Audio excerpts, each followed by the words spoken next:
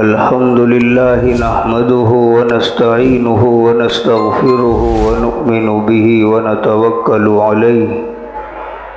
ونعوذ بالله من شرور أنفسنا ومن سيئات أعمالنا من يهده الله فلا مضل له ومن يضلله فلا هادي له ونشهد أن لا إله إلا الله وحده لا شريك له ونشهد أن سيدنا ومولانا محمدا عبده ورسوله أرسله بالحق بشيرا ونذيرا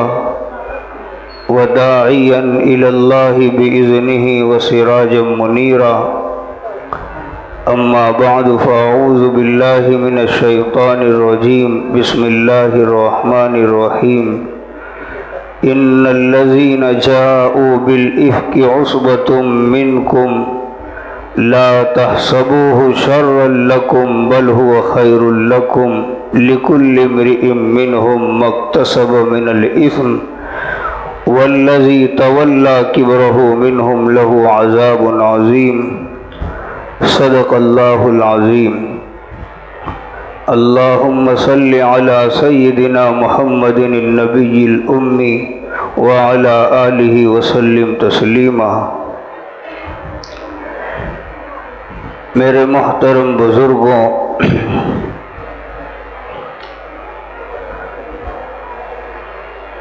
گزشتہ جمعہ یہ بات چل رہی تھی کہ ہم اپنے آپس کے اختلافات اور آپس میں ہونے والے انتشار کو اپنی حدود میں رکھ کر اس کا حل نکالیں، اختلافات کو ہوا نہ دیں جو اس اختلاف سے بڑھ کر مصیبت ہے۔ جب تک وہ اختلافات کی حدود میں رہیں گے اس وقت تک ہم کو اور قوم کو کوئی نقصان نہیں پہنچے گا، لیکن جب انہیں ہوا دی جائے گی، اور آج یہ اس وقت کا بڑا ہی سنگین مسئلہ ہے۔ اختلافات تو جب سے اس دنیا میں انسانوں کا وجود ہوا ہے تب سے یہ لوگوں میں آپس میں اختلافات ہوتے رہے ہیں، اور شریعت اسلامیہ نے اس کے حل کا طریقہ بھی بتایا۔ غلطیاں چھوٹوں سے بھی بڑوں سے بھی ہوتی رہی ہے، چھوٹی بھی غلطیاں ہوتی رہی، بڑی بھی غلطیاں ہوتی رہی، لیکن شریعت اسلامیہ نے ہر ایک کے اصول بنائے ہیں۔ ایسا نہیں ہے کہ دین اسلام کے اصول کسی زمانے تک کے لیے محدود تھے یا کسی خاص قوم کے لیے محدود تھے، بلکہ قرآن کریم میں اللہ تعالیٰ نے فرمایا الیوم اکملت لکم دینکم واتممت علیکم نعمتی ورضیت لکم الاسلام دینا۔ یہ دین اسلام قیامت تک کے لیے آیا ہے، لہذا اس کے اصول اور قوانین ایسے ہی ہیں کہ قیامت تک ہونے والے جتنے بھی مسائل امت میں پیدا ہوں گے، جتنے بھی اختلافات امت میں پیدا ہوں گے، ان سب کا حل اس میں موجود ہے، اور ہم کو چاہیے بھی یہی کہ اپنے اختلافات، اپنے مسائل کو انہی کی روشنی میں حل کرنے کی کوشش کریں۔ لیکن اس سے بڑا سنگین مسئلہ یہ ہوا کہ آج جب دو فرد میں اختلاف ہوتا ہے، اس کی اصلاح کا طریقہ تھا کہ جس کو جس سے اختلاف ہے وہ یا چند عقل مند لوگ جن کے اندر اللہ تعالیٰ نے صلح و مصالحت کی صلاحیت رکھی ہے، اس کو بیٹھ کر اسے حل کرتے ہیں۔ یہی ایک انسان کی غلطی کی اصلاح کا طریقہ ہے۔ بلکہ چند ہفتوں پہلے یہ بات بھی کہی گئی تھی کہ اللہ تعالیٰ نے ایک مومن کو دوسرے مومن کے لیے آئینہ بنایا ہے۔ نبی علیہ الصلاۃ والسلام کی حدیث ہے،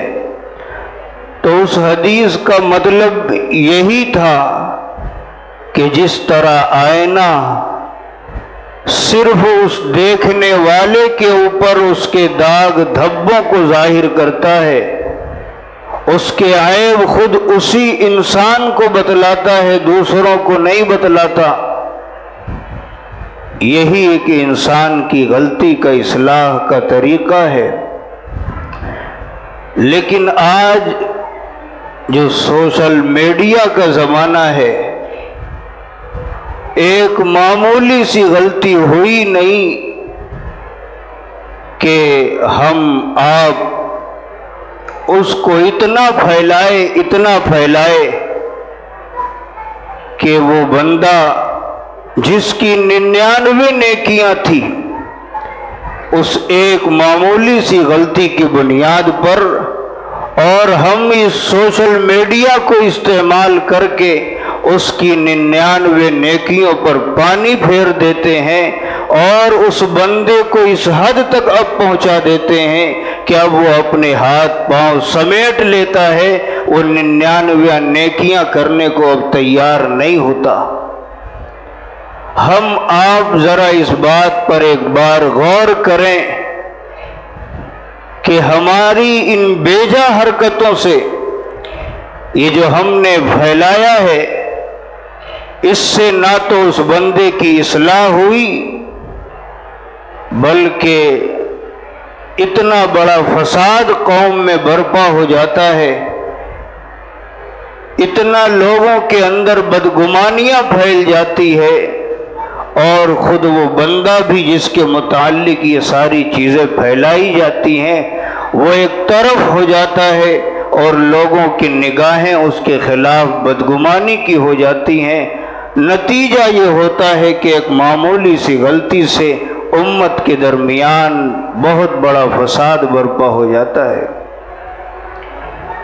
تو سب سے پہلے ضرورت اس بات کی ہے کہ ہم سنی سنائی باتوں پر یقین نہ کریں، اس کو پھیلانے سے بچیں، اور اس سے نہ ہمارا کوئی لینا دینا، نہ ہم کو اس کے عمل کا حساب و کتاب دینا ہے، نہ ہماری زندگی کی کامیابی کا مدار اس کی ذات پر ہے۔ اللہ تعالیٰ نے ہر انسان کو تو خود کا مکلف بنایا، ہمارے جو قائد ہیں، ہمارے جو رہنما ہیں، جو علماء ہیں، یہ صرف اور صرف ہماری رہنمائی کے لیے ہیں، وہ ہمارے اعمال کا حساب دینے کے لیے نہیں ہے۔ اپنے اعمال کا حساب تو ہم میں سے ہر ایک کو خود دینا ہے۔ تو ہمیں چاہیے کہ ہم اپنے قائدین کی، اپنے رہنماؤں کی باتوں پر اگر ہمیں سمجھ میں نہیں آتا، خلاف توقع بات ہے، تو ہم اسے قبول نہ کریں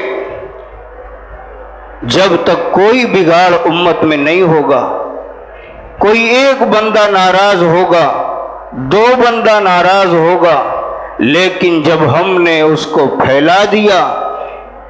اب اس بندے کی ساری نیکیوں پر پانی پھر جائے گا، اور اس سے امت کے اندر کوئی اصلاح کا کارنامہ انجام نہیں ہوگا، بلکہ فساد برپا ہوگا۔ اور حدیث پاک میں سنی سنائی باتوں کو پھیلانے پر نبی علیہ الصلاۃ والسلام نے حضرت ابو ہریرہ رضی اللہ عنہ کی روایت ہے، آپ نے فرمایا ایک بندے کے جھوٹا ہونے کے لیے بس اتنا ہی کافی ہے کہ اس نے ایک بات سنی اور اس کو بغیر تحقیق کے پھیلا دیا۔ آپ اس بندے کو ڈنکے کی چوٹ جھوٹا کہہ سکتے ہیں، اور ایک جھوٹ کی صفت مومن کے لیے زیبا نہیں ہے۔ تو میرے محترم بزرگوں، اس بات کی سب سے زیادہ آج ضرورت ہے کہ ہم ان موبائلوں پر آنے والی ہر چیز کو پھیلانے کی کوشش نہ کریں۔ جو باتیں خیر کی ہیں، بھلائی کی ہیں، ان کو تو اپنی ذمہ داریوں سے ہر ایک تک پہنچانے کی کوشش کریں، لیکن جن باتوں کا تعلق اختلافات سے ہے، جن باتوں کا تعلق افواہوں سے ہے، یا جن باتوں کا تعلق ہم جہاں پھیلانے جا رہے ہیں اس سے ان کے اندر کوئی بھلائی نہیں پیدا ہو سکتی یا ان کے اندر کوئی اصلاح نہیں ہو سکتی، ایسی باتوں کو پھیلانے سے ہم اپنے آپ کو بچائیں۔ نبی علیہ الصلاۃ والسلام نے بڑی ہی سخت وعیدیں اس بات کے بارے میں بیان فرمائی۔ یہی ایک بات یہ بھی سنیں کہ بسا اوقات جس طرح آج امت میں ہر ایک کی اپنی جماعت بن چکی ہے، ہر ایک کی اپنی تنظیم، اپنی ٹیم بن چکی ہے،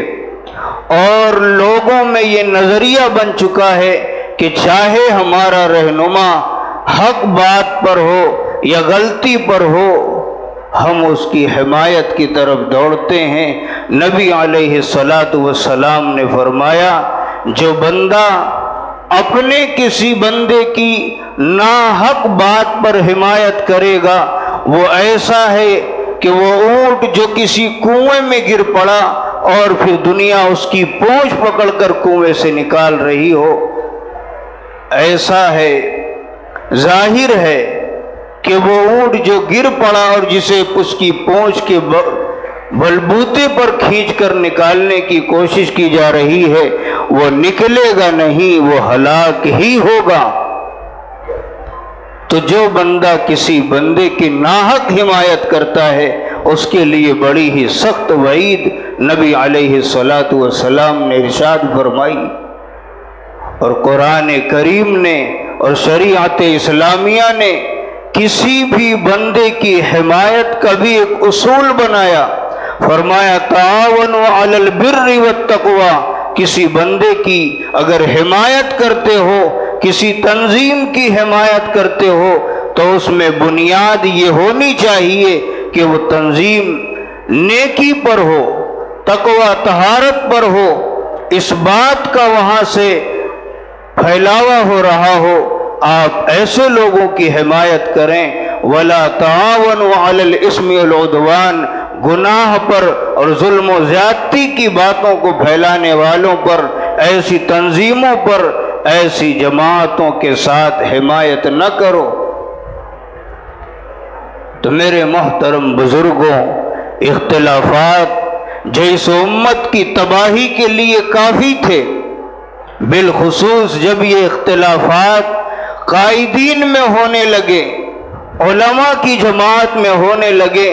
مخصوص طبقوں میں ہونے لگے، تب تو یہ امت کے لیے اور ہی فساد اور تباہی کا ذریعہ ہے۔ لیکن اس سے بھی بڑی تباہی یہ ہوگی کہ ہم عوام ناسمجھی کی بنیاد پر ان اختلافات کو ہوا دینے لگ جائیں۔ یہ اس امت کی اس اختلاف سے بھی بڑھ کر تباہی کا ذریعہ ہے، اور جس میں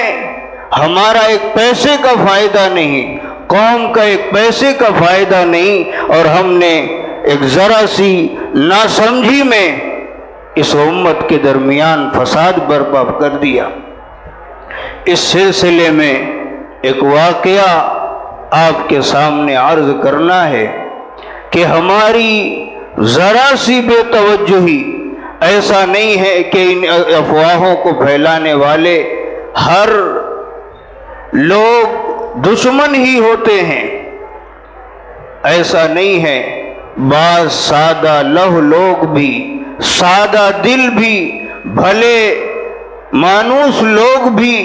ناسمجھی کی بنیاد پر افواہوں کو پھیلا دیتے ہیں اور نتیجہ کہیں کا کہیں پہنچ جاتا ہے۔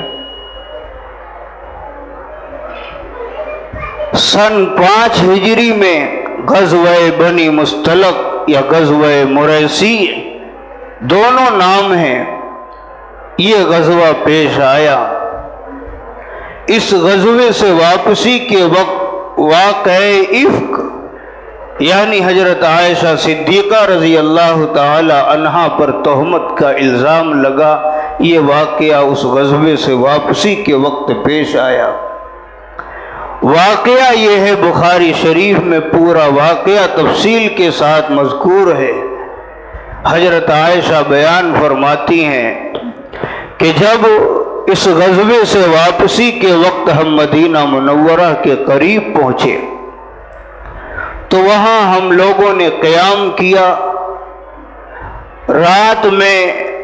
اچانک وہاں سے کوچ کرنے اور چلے جانے کا نبی علیہ الصلاۃ والسلام نے حکم جاری فرمایا۔ اب صحابہ کوچ کرنے لگے۔ حضرت عائشہ صدیقہ رضی اللہ تعالی عنہا اس وقت قضائے حاجت کے لیے کہیں گئی تھی اور دور چلی گئی تھی، اور ایسا ہوتا ہے کہ مجمع میں کسی کو کوئی حاجت پیش آ جائے، قافلے میں کسی کو کوئی ضرورت پڑ جائے، وہ قضائے حاجت کے لیے دور گئی ہوئی تھی۔ آتے وقت ان کے گلے کا ہار ٹوٹ گیا جس میں نگینے لگے ہوئے تھے۔ اب وہ ان کو سمیٹنے میں لگ گئی، دیکھ رہی ہیں کہ قافلہ رخصت ہو رہا ہے۔ اب اس کو سمیٹتے سمیٹتے اتنا وقت لگ گیا کہ قافلہ وہاں سے رخصت ہو گیا، اور ان کا وہ اونٹ جس میں وہ بیٹھ کر آئی تھی، اس اونٹ پر جس میں بیٹھا جاتا ہے ہودج کہا جاتا ہے، اترتے وقت اسے اتار کر زمین پر رکھ دیا جاتا ہے، تو اس اونٹ کو لے جانے والے اس ہودج کو بھی اٹھا کر اونٹ پر رکھ دیے۔ حضرت عائشہ ایک تو کم عمر تھی، پتلی دبلی تھی، اتنا وزن نہیں تھا کہ سامنے والے اور اٹھانے والوں کو یہ احساس تک نہیں ہو سکا کہ آیا وہ اس میں موجود ہے یا نہیں ہے۔ اس ہودج کو اٹھا کر اونٹ پر رکھا اور ان کا بھی اونٹ لے کر چل دیے۔ اب وہ جب اپنے مقام پر آئی جہاں سے گئی تھی قضائے حاجت کے لیے، اب انہوں نے سوچا کہ میں یہی ٹھہرتی ہوں تاکہ جب رسول اللہ صلی اللہ علیہ وسلم اپنے مقام پر پہنچ کر تلاشی کے لیے کسی کو بھیجیں تو وہ آسانی سے مجھے پا سکے۔ واقعی یہی ہونا بھی چاہیے کہ جب کسی بندے کو جب وہ بھٹک جائے، قافلے سے پچھڑ جائے اور اسے اپنے مقام تک پہنچنے کا کوئی ذریعہ نہ معلوم ہو تو بہتر یہ ہے کہ بندہ وہی ٹھہرا رہے تاکہ تلاش کرنے والوں کو آسانی ہو۔ وہ وہیں ٹھہر گئی، بلکہ اپنی چادر اوڑھ کر وہاں سو گئی۔ اب نبی علیہ الصلاۃ والسلام نے اس قافلے میں یہ دستور بنا رکھا تھا کہ ایک بندے کو مقرر کیا تھا کہ تم قافلے سے پیچھے رہو تاکہ جب یہ قافلہ رخصت ہو تو ان رخصت ہونے والوں میں کسی کا کوئی سامان چھوٹا ہوگا، کسی کا کوئی سامان گر پڑ گیا ہوگا، ان کا یہ کام تھا کہ وہ اس کو آخر میں سمیٹتے ہوئے لے آئیں۔ تو اس کام کے لیے ایک صحابی صفوان بن معطل رضی اللہ تعالی عنہ مقرر تھے۔ جب وہ قافلے میں آخر میں واپس آئے تو دیکھا کہ حضرت عائشہ وہاں سوئی ہیں اور ان کا چہرہ کھلا ہوا تھا۔ صفوان بن معطل رضی اللہ تعالی عنہ پردے کا حکم نازل ہونے سے پہلے حضرت عائشہ کو دیکھ چکے تھے، وہ پہچان گئے، لیکن انہوں نے آ کر کچھ کہا نہیں، بلکہ زور سے انا للہ و انا الیہ راجعون پڑھا۔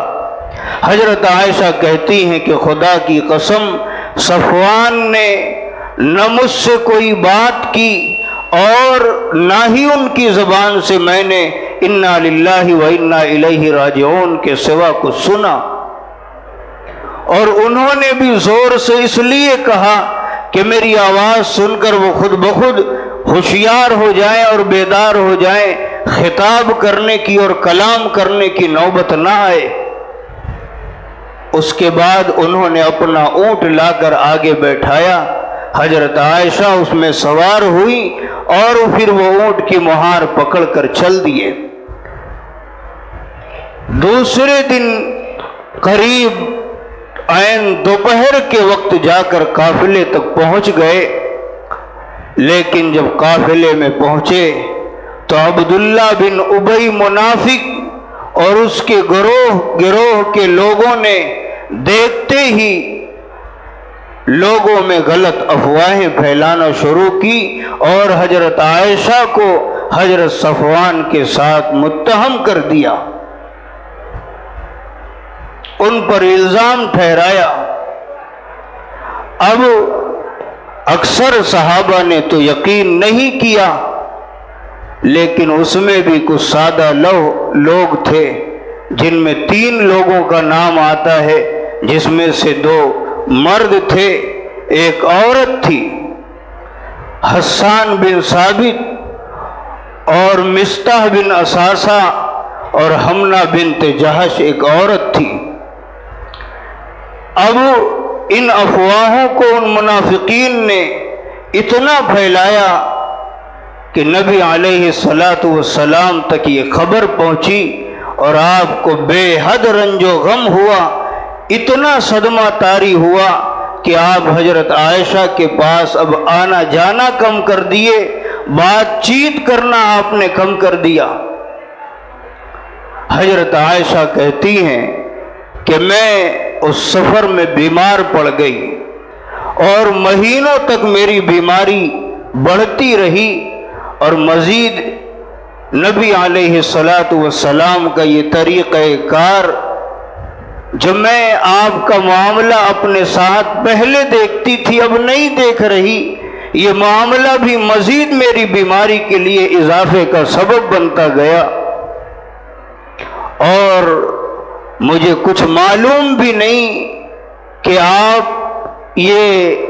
طریقہ اور یہ رویہ میرے ساتھ کیوں کر رہے ہیں، اس لیے کہ اس تہمت کا اور اس قصے کا ان کو ابھی تک خبر نہیں ہوئی تھی۔ حضرت عائشہ نبی علیہ السلام کا یہ رویہ دیکھ کر کہ آپ گھر میں آتے ہیں، سلام کرتے ہیں، پوچھتے ہیں کیا حال ہے، اور پھر اتنا پوچھ کر چلے جاتے ہیں، اس کے علاوہ کوئی بات چیت نہیں۔ اب حضرت عائشہ صدیقہ رضی اللہ تعالی عنہا کو اس وقت قضائے حاجت پیش آئی، نہیں بلکہ وہ اپنے گھر آئی۔ اب ان کو قضائے حاجت پیش آئی تو وہ صحابی جو ان منافقین کی سازش کا شکار ہوئے تھے، مستح بن اساسہ، ان کی والدہ مستح حضرت عائشہ ان کو ساتھ لے کر قضائے حاجت کے لیے باہر چلی گئی۔ اس زمانے میں گھروں میں بیت الخلاء کا رواج نہیں تھا۔ اب جب وہ قضائے حاجت کر کے واپس آنے لگی، مستح کا پاؤں کسی چیز میں پھنسا اور وہ گر پڑی۔ گرتے ہی انہوں نے اپنی زبان سے کلمہ ادا کیا جو اس زمانے میں بددعا کے لیے استعمال ہوتا تھا۔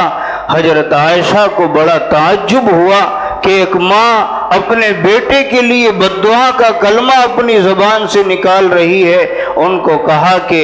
اے مستح، یہ بڑا غلط کام ہے، اپنے بیٹے کے لیے بددعا کر رہی ہو، اور مزید یہی نہیں کہ وہ بیٹا ہے، بلکہ یہ وہ صحابی ہیں جو بدر میں نبی علیہ الصلاۃ والسلام کے ساتھ شریک تھے، معمولی صحابی نہیں ہیں۔ آپ ایسے بندے کے حق میں بد دعا کر رہی ہیں۔ اس وقت ام مستح نے کہا کہ عائشہ، تجھے معلوم نہیں کہ میرا بیٹا تیرے بارے میں کیا خبر پھیلا رہا ہے؟ تو حضرت عائشہ نے کہا کہ مجھے معلوم نہیں۔ تو اس وقت انہوں نے سارا قصہ حضرت عائشہ کو سنایا۔ حضرت عائشہ کہتی ہیں کہ اس واقعے کو سن کر میرے اوپر ایک عجیب حالت طاری ہوئی۔ ابن اسحاق کی روایت ہے کہ مجھ پر اتنی لرزاہٹ اور کپاہٹ طاری ہوئی کہ مجھے بخار آ گیا۔ ایک اور روایت میں ہے، کہنے لگی کہ یہ سن کر میرے دل پر اچانک ایسا صدمہ طاری ہوا اور میرا دل اس بات پر آمادہ ہوا کہ میں اپنے آپ کو لے جا کر کسی کنویں میں گرا دوں۔ بہرحال حضرت عائشہ صدیقہ رضی اللہ تعالی عنہا اپنے گھر آئی اور پھر نبی علیہ الصلاۃ والسلام سے یہ اجازت چاہی کہ میں اپنے میکے جانا چاہتی ہوں۔ منشا یہ تھا کہ میں جا کر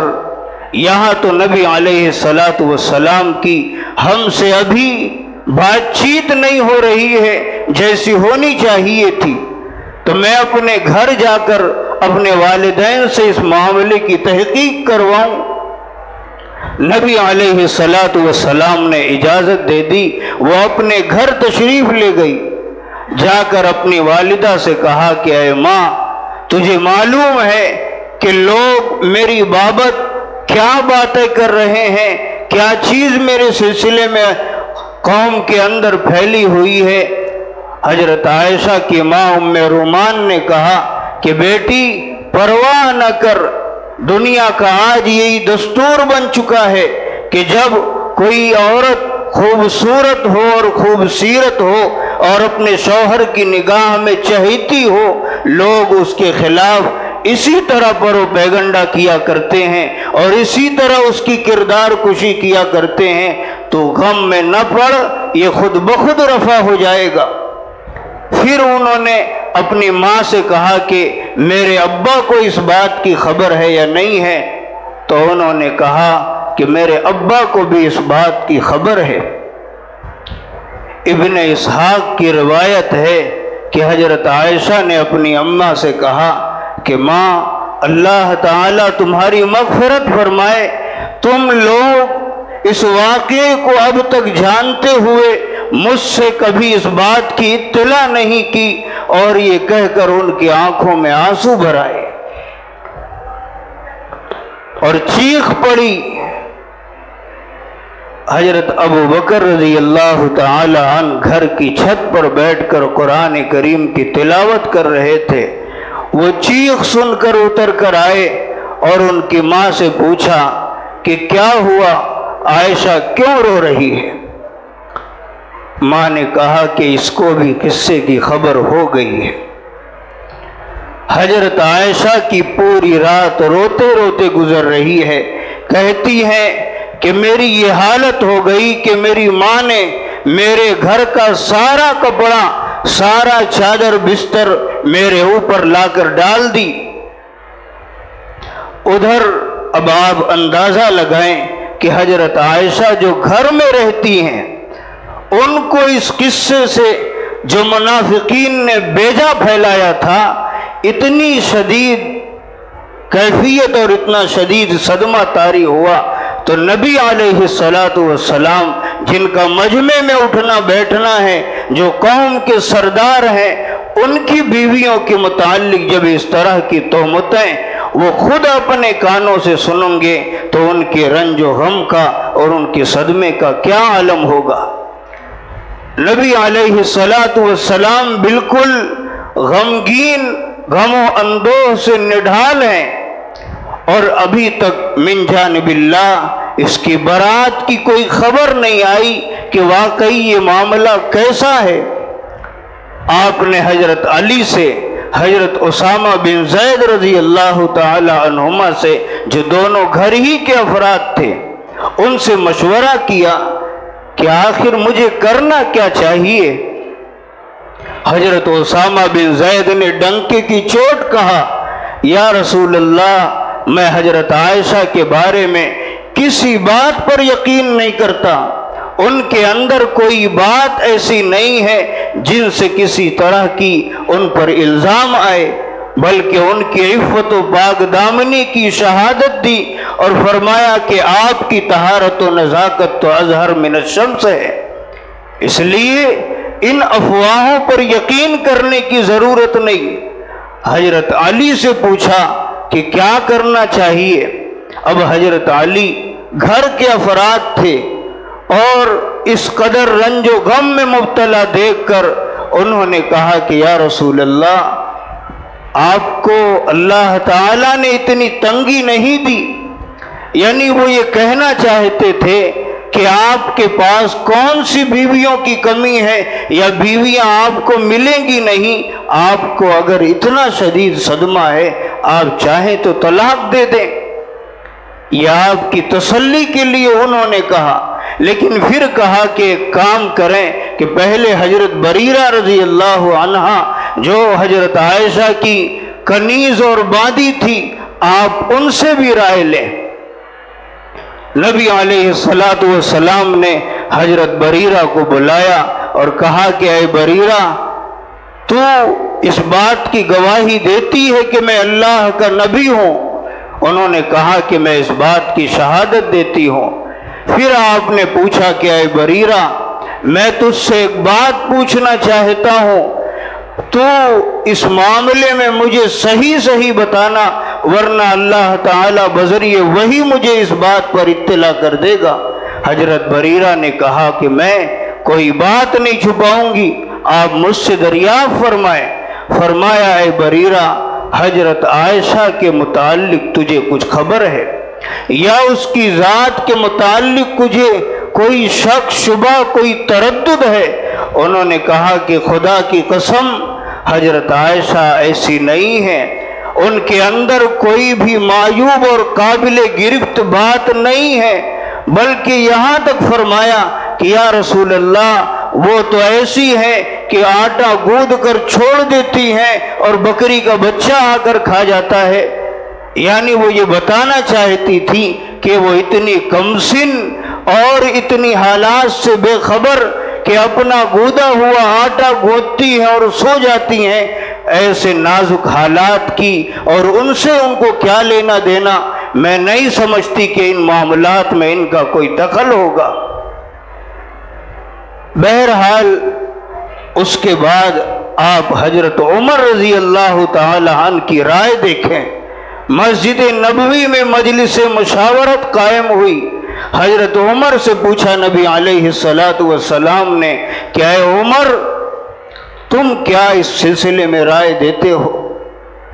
حضرت عمر نے کہا کہ یا رسول اللہ، اللہ تعالیٰ نے آپ کو عزت و شرافت بخشی ہے، اتنی عزت اور شرافت بخشی ہے کہ ایک مکھی بھی آپ کے جسم اطہر پر نہیں بیٹھ سکتی۔ جب ایک مکھی اپنی گندگی کی وجہ سے آپ کے جسم اطہر پر نہیں بیٹھ سکتی،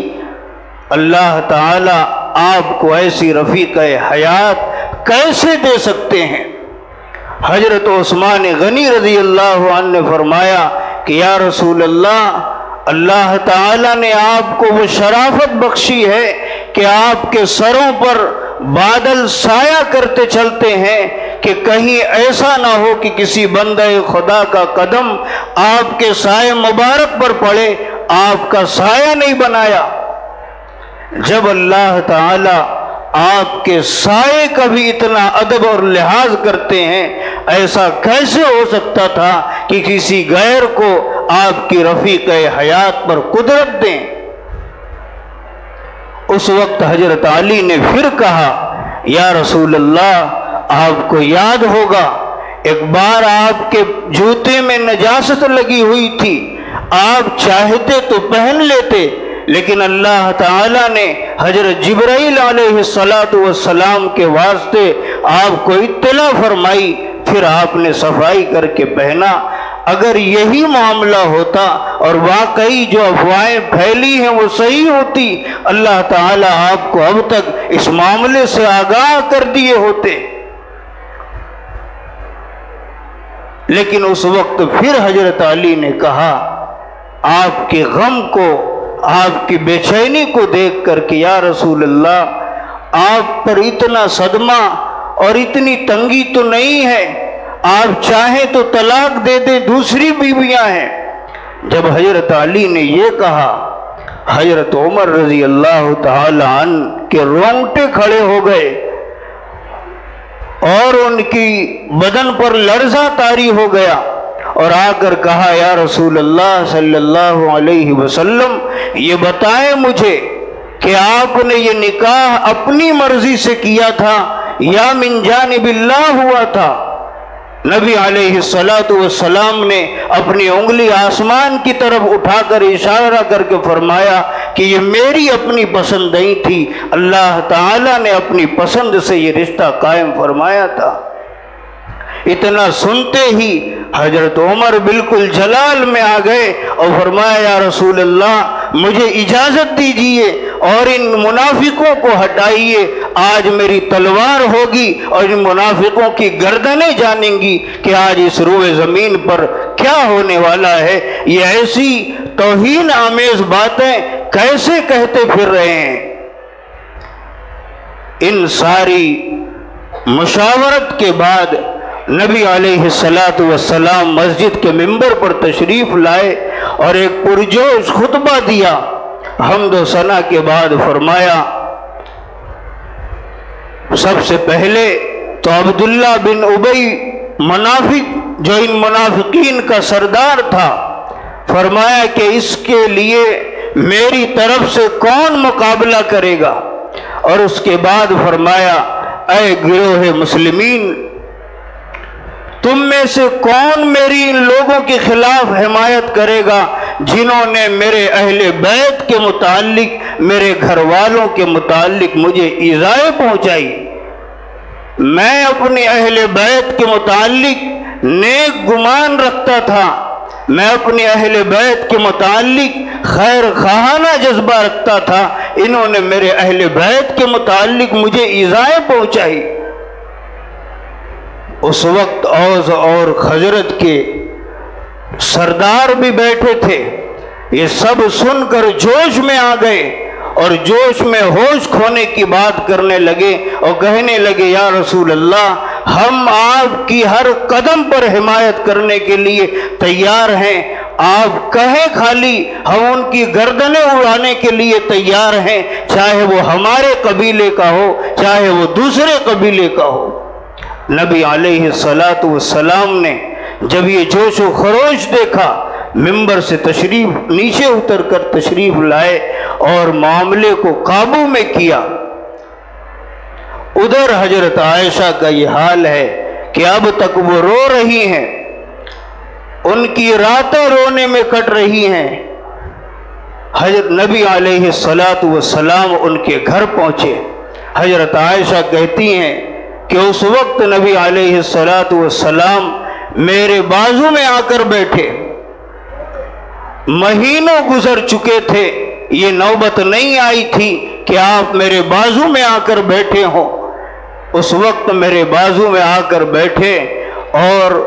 خطبہ شہادت پڑھا، حمد و ثنا کی، اور اس کے بعد فرمایا، اے عائشہ، تیری بابت مجھے یہ باتیں پہنچی ہے،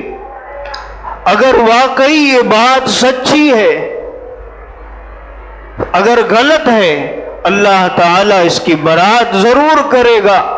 اور اگر یہ غلط ہے، صحیح ہے، تو توبہ کر لے، اللہ تعالیٰ گناہوں سے توبہ کرنے والوں کو معاف کر دیا کرتا ہے۔ حضرت عائشہ کہنے لگی اپنے ابا سے کہ ابا، آپ میری طرف سے نبی علیہ السلام کا جواب دے۔ انہوں نے کہا کہ اے عائشہ، مجھے کچھ سمجھ نہیں آ رہا کہ میں کیا جواب دوں۔ اپنی ماں سے کہا، انہوں نے بھی یہی جواب دیا۔ پھر حضرت عائشہ کہتی ہیں کہ میں نے خود جواب دیا کہ میں جانتی ہوں کہ میں اس معاملے میں بری ہوں، میرا رب بھی جانتا ہے کہ میں اس معاملے میں بری ہوں، لیکن ان افواہوں کے پھیلنے سے آپ کے دل میں یہ بات اتنی جم چکی ہے کہ اگر میں کہوں بھی کہ میں بری ہوں آپ کو یقین نہیں آئے گا۔ میں جانتی ہوں کہ میں بری ہوں، میرا خدا بھی جانتا ہے میں بری ہوں، لیکن آپ کو یقین نہیں آئے گا، اس لیے میں کچھ نہیں کہتی، بلکہ میں بس وہی کہتی ہوں جو حضرت یعقوب علیہ السلام نے اپنے بیٹوں کی غلط بیانی کے وقت کہا تھا، فَصَبْرٌ جَمِيلٌ وَاللَّهُ الْمُسْتَعَانُ عَلَى مَا تَصِفُونَ۔ حضرت عائشہ کہتی ہیں کہ مجھے یقین تھا کہ جب میں بری ہوں، میرا خدا بھی جانتا ہے میں بری ہوں، انہیں یقین تھا کہ یقیناً میری برات اللہ تعالی ضرور کریں گے، لیکن یہ نہیں جانتا تھا کہ اس طریقے سے کریں گے کہ قیامت کی صبح تک آنے والے لوگ میرے اس قصے کا قرآن کریم میں ترجمہ اور تلاوت کرتے رہیں گے، روز اسے پڑھا کریں گے اپنی نمازوں میں۔ اتنا مجھے یقین نہیں تھا، میں یہ سمجھتی تھی کہ خواب کے ذریعے یا کسی اور چیز کے ذریعے میری براءت ظاہر کریں گے۔ حضرت عائشہ کہتی ہیں جب وحی کا نزول شروع ہوا میں تو بالکل مطمئن تھی، لیکن میرے ماں باپ کی حالت دو چار تھی، اس لیے کہ ان پر یہ خوف تھا، اور خوف بھی اتنا تھا ایسا لگتا ہے کہ ابھی دنیا سے رخصت ہو جائیں۔ انہیں یہ خوف تھا کہ کہیں یہ نزول وحی کا جو سلسلہ چالو ہے یہ انہی منافقین کی باتوں کے موافق نہ اتر جائے، ورنہ پھر قیامت تک وہ ٹل نہیں سکے گا، قیامت کی صبح تک لوگ اس واقعے کو پڑھتے رہیں گے اور اس کی تلاوت کرتے رہیں گے۔ ادھر باپ کا یہ حال، ادھر ماں کا یہ حال۔ حضرت عائشہ کہتی ہیں کہ میں دیکھ رہی ہوں میرے ابا کبھی نبی علیہ السلام کی طرف دیکھ رہے ہیں، کبھی میری طرف دیکھ رہے ہیں۔ حضرت عائشہ جب یہ آیت کریمہ نازل ہوئی ان الذین جاؤوا بالافک عصبۃ منکم، جس میں انہیں تسلی دی گئی اور آپ کی برات کو ظاہر کیا گیا، نبی علیہ السلام اس وقت حضرت عائشہ کے پاس آئے اور اب تک کوئی کلمہ نہیں کہا تھا، آتے ہی کہا ابشری یا عائشہ فقد انزل اللہ علیک براءتک، کہ اے عائشہ تجھے خوشخبری ہو اللہ تعالیٰ نے تیری برات نازل فرمائی۔ حضرت عائشہ کی ماں موجود تھی، انہوں نے حضرت عائشہ کو کہا کہ عائشہ اٹھ اور نبی علیہ السلام کا شکریہ ادا کر۔ حضرت عائشہ نے کہا کہ بخدا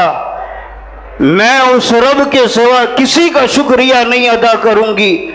میں بس اسی کا شکریہ ادا کروں گی جس نے میری برات ظاہر کی، میں کسی کا شکریہ ادا نہیں کروں گی۔ تو میرے محترم بزرگوں، یہ واقعہ ہے کہ آدمی ناسمجھی میں، انجانے میں ایک معمولی سی بات کو جب ہوا اڑاتا ہے اور اسے ہوا دیتا ہے تو نتیجہ کہاں سے کہاں پہنچتا ہے۔ اس لیے ضرورت اس بات کی ہے کہ ہم سنی سنائی باتوں پر یقین کرنے اور ان کو پھیلانے سے بچیں۔ اپنی ذمہ داری ہم اپنی ذات کو کامیاب بنانے کی کوشش کریں۔